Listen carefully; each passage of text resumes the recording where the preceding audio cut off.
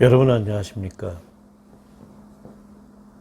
다음 생에 우리가 죽어서라도 다시 만나고 싶은 그런 훌륭한 시인들 찾는 문학기행을 계속하고 있습니다. 박인환 시인이 어떤 시인인지는 잘 모르시지만 목마와 수녀, 세월이 가면 같은 노래는 아마도 잘 아실 것입니다. 박인환 시인은 여러분이 아시다시피 강원도 인제가 고향입니다. 인제에서 태어났지만 초등학교도 채 다니기 전에 아주 어린 나이에 온 가족이 서울로 이사를 와서 내수동에 살았다는 기록도 있고 원서동에 살았던 집터도 지금 확인이 되고 있습니다. 결혼하면서 지금 제가 안내한 그 집으로 서울 종로구 세종로 135번지입니다. 지금은 교보빌딩 주차장 한쪽 귀퉁이에 있습니다. 박인환 시인은 신혼생활을 시작하면서 이 집에 들어와 살았고, 이 집은 중학천 그 물이 흐르는 그 개울가 바로 옆에 있었던 디귿자 형태의 한옥집이었습니다. 그 중학천은 지금 복원되었지만 물은 흐르지 않습니다. 박인환은 56년 죽습니다. 이상을 너무나도 좋아했던 박인환은 3일 연속으로 명동에서 이상을 추모하는 모임을 갖습니다. 물론 매일 술을 마셨죠. 술이 약했던 이상은 결국 3일째 되던 날 밤 9시쯤 들어와서 죽게 됩니다. 박인환 시인의 생가터 표석에는 이렇게 적혀 있습니다. 이곳은 모더니즘 시인 박인환이 1948년부터 1956년까지 거주하며 창작 활동을 하였던 곳이다. 1955년에는 박인환 시 선집을 냈으며 목마와 숙녀는 그의 대표작으로 꼽힌다. 이 표지석은 오류가 있습니다. 우선 제목이 박인환 시 선집이 아니고 박인환 선 시집으로 바꿔야 하고요. 박인환 시인의 문학적 대표하는 대표작으로는 목마와 숙녀라고 할 수 없습니다. 박인환 시인의 대표작을 저는 인도네시아 인민에게 주는 시, 이거로 하고 싶습니다. 이 작품이야말로 박인환 시인의 세계관이 잘 표현된 작품이라고 저는 생각하기 때문입니다. 그럼 여러분들을 안내하겠습니다.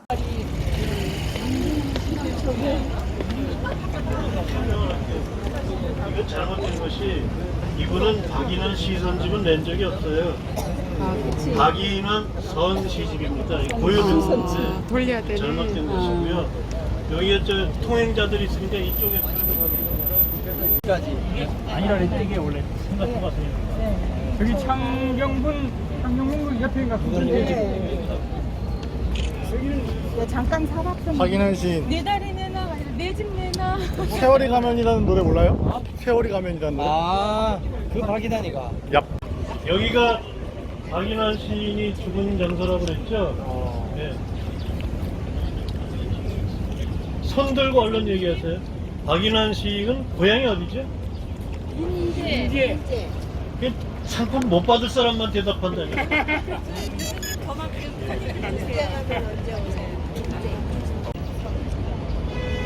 아버지가 산판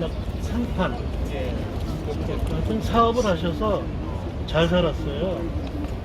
그래서 서울로 이제 애들 크니까, 박인환 시인은 태어나긴 인제에서 태어났지만 학교도 거기서 안 다니고요. 학교도 서울에 와서 초등학교부터 서울서 다녀요. 그래서 박인환 시인은 결혼하기 전에는 내수동에서도 살았다는 기억이 있고 원서동에서도 살았다고 그러고요. 그런 기록이 있어요. 그래서 그리고 이제 평양에 해주에 가서 또 학교를 다니기도 하고 평양에 있는 의학전문학교를 다니다가 해방이 됐습니다. 졸업을 못해요. 그래서 해방돼가지고 서울에 와서 이 자리는 결혼하면서 산 처갓집이에요. 그러니까 여기는 박인환 시인은 처가살이를 하고 죽은 거죠. 박인환 시인의 장인이 사업을 하셔가지고 잘 살았고, 그 다음에 그 처갓집에 또 촌수가 좀 그 어른 중에 한 분은 고급 공무원도 있었고 그렇더라고요. 그래서 그러니까 결혼하면서부터 여기서 살았으니까 결혼한 이후 얘기만 여기서 하죠. 해방이 돼가지고 아까 이제 오늘 갈지 안 갈지 몰랐지만 마리서사 이제 평양의전 때려치고 서울에 와서 마리서사라는 서점을 내는데 그 서점은 오장환 시인이 하던 남만서림인가 남만서당인가 하는 서점을 물려받아요. 그리고 이름은 바꿔요. 그리고 박인환 시인은 오장환 시인을 너무너무 존경해서 오장환 시인처럼 시를 쓰고 싶어 하고 그랬어요. 그래서 이제 그 오장환 시인이 싼 값으로 물려줬겠죠. 그래서 마리서사를 하면서 거기서 이제 국제신문과 거기 신문에 거리라는 시를 발표해서 등단, 요즘으로는 등단이죠. 시작 활동을 시작을 하고, 그리고 6.25 직전에 김수영, 양병집, 김경림 이런 사람들하고 모아서 우리나라 모더니즘 시 운동의 출발점이나 마찬가지인 그 신실원 동인을 구성해서 새로운 도시와 시민들의 합창이라는 동인지도 내고 그 모더니즘 시 운동의 대장 노릇을 합니다. 김수영이는 막내였고요. 근데 나이는 김수영이가 5살이 많아요. 근데 문단에서 이미 박인환 시인은 등단에서 이미 활약을 많이 해서 또 박인환 시인이 사람을 잘 사겨 발이 넓어서 김수영 시인을 등단하는데 도움을 주죠. 그래서 김수영 시인 등단도 시키고 막 그러는데, 그리고 6.25가 나서 박인환 시인은 종군 작가단인가 그 종군 문인단에 소속이 돼서 종군 기자 활동을 하죠. 그래서 종군 기자 활동을 하면서 고향 그 6.25 때 인제에 들러가지고 쓴 인제에 와서라는 시도 있고 수필도 있고 그래요. 그리고 6.25가 이제 끝나서 신문사 이제 기자도 하고 경향신문 기자도 하고 뭐 몇 군데 신문사 기자를 하다가 다 뭐 머리도 신통치 않고 이래서 그만두고 집안에 그 어른이 아는 분이 있어서 대한해운공사 배회사죠, 배회사.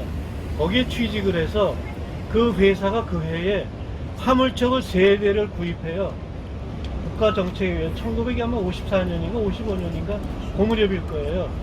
큰 화물선을 이제 3대를 구입해서 이제 국가 경제가 이제 활발히 돌아가게, 그리고 모든 물자가 원조 물자들이 많고 그렇지 않습니까?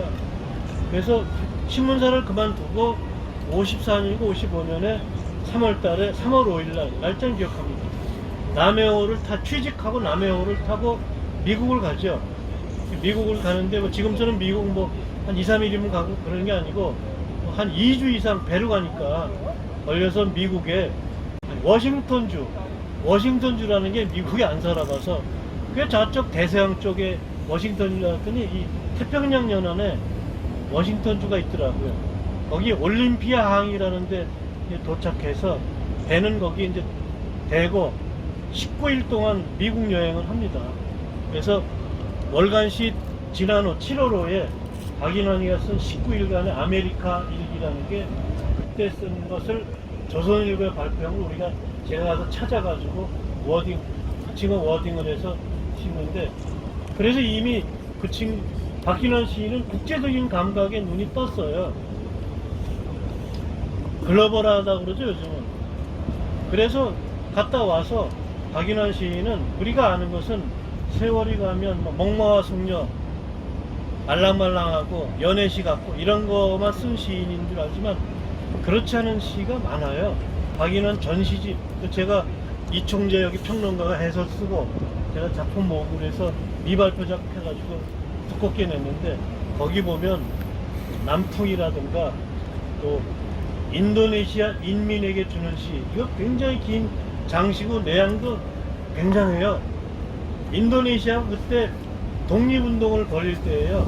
그래서 그 인도네시아 독립운동을 벌일 때 인도네시아 인민들을 응원하는 시 쓰고 이런 시인이죠, 박인환 시인입니다. 그런데 왜 죽었느냐? 어린 나이에 죽었죠. 30살도 안 돼서 죽어요. 이상의 팬입니다. 그냥 팬이 아니라 제가 요즘 뭐 BTS 광팬이라고 그러지만 제가 광팬하는 건 잽도 안 되고 하여튼 낮이나 밤이나 이상의 시를 읽고 이상처럼 쓰고 싶어하고 그러고 그래서 그 전에도 했어. 죽기 전에도 이상 추모제를 며칠 했어. 그리고 죽던 해에 연 3일을 명동에서 이상 추모회를 여는, 추모회라는 게 술 먹는 거죠. 근데 이 사람이 술이 약하대요. 그리고 빈속에. 왜냐? 돈이 없거든. 그래서 빈속에 먹고, 그래서 마지막 날 마치고 9시쯤 와가지고, 이게 중학천이거든요. 개울이 쫄쫄쫄쫄쫄쫄쫄쫄고, 여기가 동당이 있고, 여기 한옥들이 쫙 있는 저쪽 끝에쯤 있어요. 문 앞에서 이제 엎어져 있는 걸 가족이 봤는지 이제 9시쯤 죽었어요. 3월 20일 날 죽었네. 3월 20일 날. 이상이 죽은 건 4월 17일인데 이 박인환이는 3월 17일 날 죽은 걸로 착각을 해가지고 한 달 전에 그러다가 본인은 죽었어요. 이상의 친구인 그 김규동 시인이 한국일보 문화부장 할 때인데 그 한국일보에 이상 추모시도 쓰고 동아일보에 조병화 시인의 그 조시는 굉장히 유명한 시입니다. 인환이 너는 가누나 이렇게 시작하거든요. 그래서 그 시도 쓰고 그리고 지금도 전 미스테리인데 가족이 있고 잘 살고 그러는데 왜 망울이 공동묘지에 묻었는지를 모르겠어요. 거기 묻었어요. 그리고 추석쯤 돼서 친구들이 돈을 모아서 거기에 시비하고 묘비석을 세우지요. 시를 낭송하겠습니다. 목마와 숙녀 박인환 한 잔의 술을 마시고 우리는 버지니아 울프의 생애와 목마를 타고 떠난 숙녀의 옷자락을 이야기한다. 목마는 주인을 버리고 그저 방울소리만 울리며 가을 속으로 떠난다. 술병에서 별이 떨어진다. 상심한 별은 내 가슴에 가볍게 부서진다.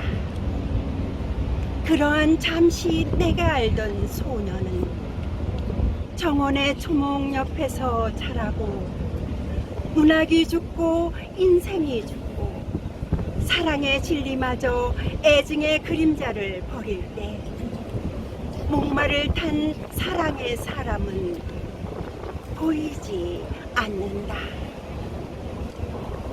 세월은 가고 오는 것 한때는 고립을 피하여 시들어가고 이제 우리는 작별하여야 한다. 술병이 바람에 쓰러지는 소리를 들으며 늙은 여루 작가의 눈을 바라보아야 한다. 경대